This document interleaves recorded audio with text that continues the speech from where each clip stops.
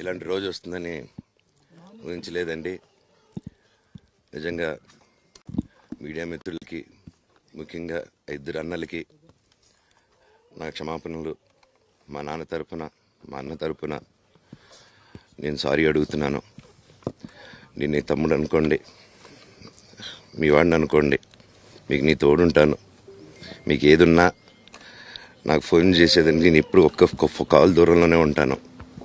I will always be there to support you and your family.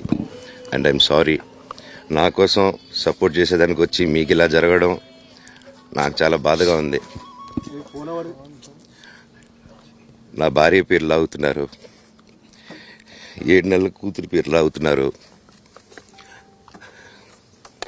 నేనేం అడగలేదు, సొంత కాళ్ళ మీద పనిచేస్తున్నాను. మా ఆవిడ కూడా వాళ్ళ ఇంటి వైపు ఏ డబ్బు తీసుకురాలేదు, వాళ్ళ ఇంట్లోనూ డబ్బు అడగలేదు, నేను అడగలేదు, ఆస్తి అడగలేదు. మా ఆవిడ 7 నెలలు గర్భవతిగా ఉన్నప్పుడు తనకి 7 నెలలు కాదు 7 నెలలు తను ప్రెగ్నెంట్. మా అంకులు విజయవాడలో ఉంటారు. అండ్ ఇక్కడ కొంతమంది అంకులు నాన్నగారు బాగా క్లోజు. మనోజ్, నువ్వు ఎన్నో సంవత్సరాలు ఇంటి బయటగా ఉన్నావు, నీ సొంతంగా ఉన్నావు. మీ నాన్నగారు అమ్మగారు ఒకరే ఉన్నారు.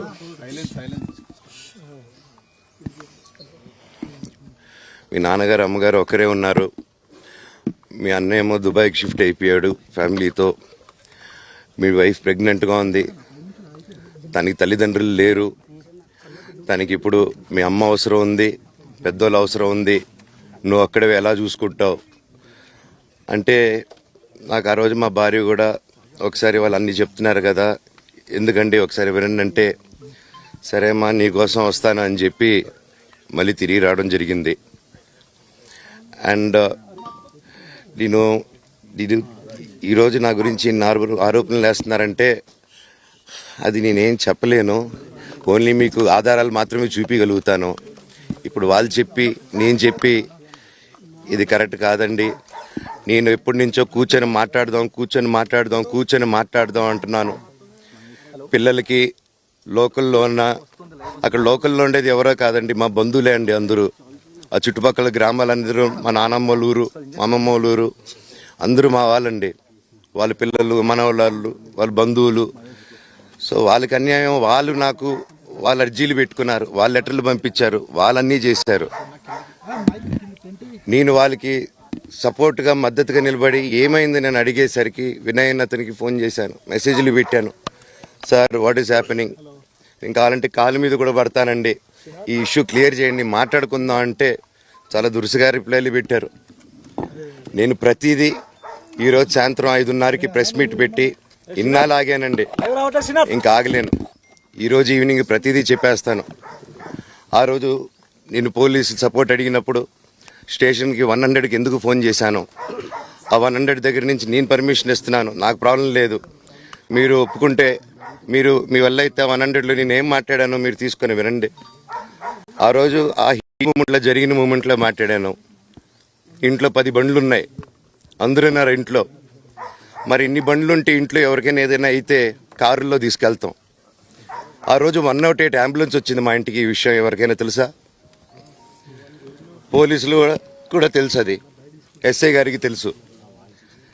అది బయటికి రాదు, కానీ రికార్డులో ఉంటుంది కదండి, అది కనుక్కోండి సార్ 108 ఎందుకు వచ్చిందని. అండ్ నిన్ను ప్రతిదీ నేను కొడుతున్నాను, ఇది చేస్తున్నాను అన్నారు కదా సార్, సీసీటీవీ కెమెరాలు తెప్పిండి సార్. నేను కిరణ్ని, విజయ్ని ఇమ్మీడియట్గా తీసుకొని యాక్షన్ తీసుకోండి, వాళ్ళే దొంగతనం చేశారని చెప్పాను. ఆ కిరణ్ నిన్న మా ఇంట్లో మొన్న చెప్తే నేను చూసుకుంటా అన్నారు. నిన్న మా ఇంట్లోనే తిరిగాడు. మా ఇంట్లోనే తిరిగి మా నానీస్ని బెదిరించి ఒక అమ్మాయి పారిపోయేలాగా చేశారు. నిన్న నా కూతురు బట్టలు ప్యాక్ చేసేదానికి ఇట్లా ప్రయత్నించాడు అతను. అప్పుడు నేను కంగారుగా అప్పుడు డీజీ ఆఫీసులకి వెళ్ళి, భయం వేస్తుందండి పిల్లల జోలికి వెళ్తే, ఎవరికి ఇది. నేను అందుకే, నాకు మా నాన్న దేవుడండి. ఈరోజైతే ఏదైతే చూస్తున్నారో మా నాన్నని, ఇది మా నాన్న కాదండి. నేను అబద్ధాలు ఆడేవాడిని కాదు. నా గురించి మీరు ఎవరినైనా ఎంక్వైరీ చేసుకోండి, నా ఫ్రెండ్స్ని అడగండి, నాకు చిన్నప్పటి నుంచి ఉన్న స్నేహితులు ఒక్కొక్కరు వేరే వేరే వృత్తిలో ఉన్నారు, వాళ్ళు సొంతంగా కాళ్ళ మీద కష్టపడిన వాళ్ళే అండి. అండ్ నేను కూడా నా సొంతంగానే వచ్చాను, కానీ ఏ రోజు ఇది చేయండి అది చేయండి అని అడిగింది లేదు. అండ్ ప్రతిదీ నేను సాయంత్రం వచ్చి మీకు ఎక్స్ప్లెయిన్ చేస్తాను. దయచేసి కోఆపరేట్ చేయండి. థ్యాంక్ యూ మీరు అందరూ ఉన్నందుకు. విజయ్ అనే వ్యక్తి నిన్న అంత చెప్పిన తర్వాత కూడా మా ఇంట్లోనే నన్ను కొట్టేటప్పుడు అతని కారు ఉంది, వెనకాల నుంచి అలా వెళ్ళిపోయారు అందరు ఉండంగానే. మీరు అతని కారు నంబరు, అతని సిగ్నల్ని దయచేసి ట్రాక్ చేయండి. అన్ని కంప్లైంట్లు పెట్టిన తర్వాత కూడా మా ఇంట్లో ఎందుకున్నాడు ఆ దొంగ? మీరు దయచేసి ఇది ఇమీడియట్గా చేసుకోండి. నేను సాయంత్రం లోపల ఒకసారి మీరు అన్నారు ఇందాక మా నాన్న దేవుడు అని చెప్పి, చెప్తాను సార్. మా నాన్న మీ షోల్డర్ మీద గన్ను పెట్టి కాలుస్తున్నారండి, క్లియర్గా కాలుస్తున్నారు. ఆయన నేను పనులు చేసుకుంటూ అన్ని రకరకాలుగా ఉన్నప్పుడు ఆయన బ్రెయిన్ వాష్ చేసుకొని నా వ్యక్తిగత జీవితంలో బయట పెట్టి నన్ను, నా వ్యక్తిగత జీవితం తప్ప అది కూడా నేనేం తప్పు చేయలేదండి. నేను ప్రేమించిన అమ్మాయిని పెళ్లి చేసుకున్నాను, అమ్మాయి కోసం పోరాడాను. దాంట్లో తప్పేంటంటే నాకు అర్థం కావట్లేదు. అండ్ ఈరోజు వచ్చి 10 మందికి నిలబడినప్పుడు నేను చెడ్డోడిని అయిపోయాను. ఎక్కడ సైన్ పెట్టమంటే పెట్టాను, రమ్మంటే వచ్చాను, పొమ్మంటే పోయాను. ఎన్ని సినిమాలు చేయమంటే అన్ని సినిమాలు చేశాను.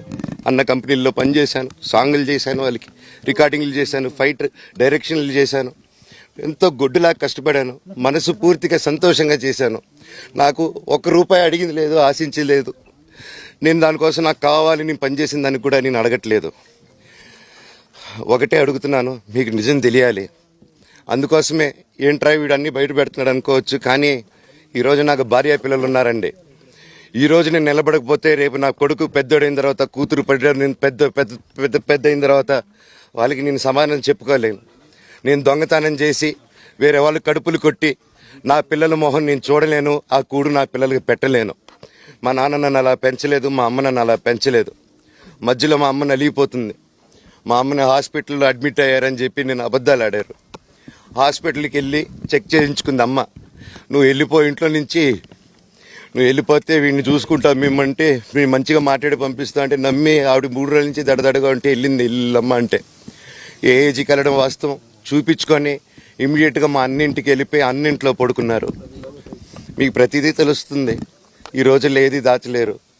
మరి ఇంత క్యారెక్టర్ అసాసినేషను నేను చేయని దానికి చేశారు అని, నా భార్య వచ్చిన తర్వాత నేను చెడ్డోడినయ్యానని, అదే వాళ్ళ తల్లిదండ్రులు ఉండుంటే గమ్మునుంటారా అండి? ఈరోజు నేను గమ్మునుంటే ఎలా అండి? తనకి తల్లి అయినా తండ్రి అయినా అన్నీ నేనే అండి. ఈరోజు తను వాళ్ళ ఇంట్లో ఆధారపడదు, నేను మా ఇంట్లో ఆధారపడను. నేను నా సినిమాలు చేసుకుంటున్నాను. తను సొంతంగా ఒక టాయ్ కంపెనీ పెట్టుకుంది. లాక్డౌన్లో నా అహం బ్రహ్మాస్మి సినిమా మా ప్రేమ కోసం ఆపేసినప్పుడు నిర్దాక్షిణంగా నేను చెన్నైకి షిఫ్ట్ అయిపోయి ఈ ఊర్లో వద్దని మేము అక్కడ కూర్చొని, నేను మనోజ్ నువ్వు బొమ్మలు గీస్తావు కదా, కథలు రాస్తావు కదా, బొమ్మలకి ఆత్మనిర్భర్ అని నరేంద్ర మోడీ గారు ఇది అనౌన్స్ చేశారు. ఈ బొమ్మలు నీకు బొమ్మలు ఇష్టం, పిల్లలు ఉన్నారు, మనమే క్రియేట్ చేద్దాం బొమ్మలు అంటే, లాక్డౌన్లో నేను డ్రాయింగ్లు చేసి కథలు రాసుకొని నా ఫ్రెండ్స్ దగ్గర కొంచెం అప్పులు చేసుకొని మేమే పెట్టుబడులు పెట్టుకుంటూ, నా ఫ్రెండ్స్ కూడా పెద్ద కష్టపడి వచ్చిన వాళ్ళండి. వాళ్ళకున్న కొంతలో నాకు పంచుకుంటూ మమ్మల్ని కాపాడుకుంటూ ఒకరినొకరు కాపాడుకుంటూ నిలబడి ఈరోజు మనీని నిలదొక్కున్నాం అండి. నేను నా భార్య, తను కష్టపడుతుంది. ఇప్పుడు కాశ్మీర్ నుంచి కన్యాకుమారి వరకు ఓన్లీ తను, నేను, ఇంకొక 3-4 కలిసి దీన్ని ఇంత దూరం తీసుకొచ్చామండి. ఈరోజు నేను మళ్ళీ సినిమాలకు వచ్చేసాను. అందుకే ఈరోజు నేను నిలబడపోతే ఇది నా పిల్లలకి చెప్పేది కరెక్ట్ కాదు, ఎవరికి కరెక్ట్ కాదు. ఇన్నాళ్ళు గమ్మునున్నాను ఓకే, కానీ వాళ్ళ నాన్న ఆస్తుల కోసం కొట్లాడుతున్నాడా, మంచి కోసం నిలబడుతున్నాడా అనేది ఈరోజు మీకు సాయంత్రం వచ్చిన ప్రూఫ్స్ అన్ని వదులుతాను. మా నాన్న మీద గన్ను పెట్టి కాల్చే వినయ్కి, మా అన్నకి సాయంత్రం ప్రతిదీ చెప్తాను.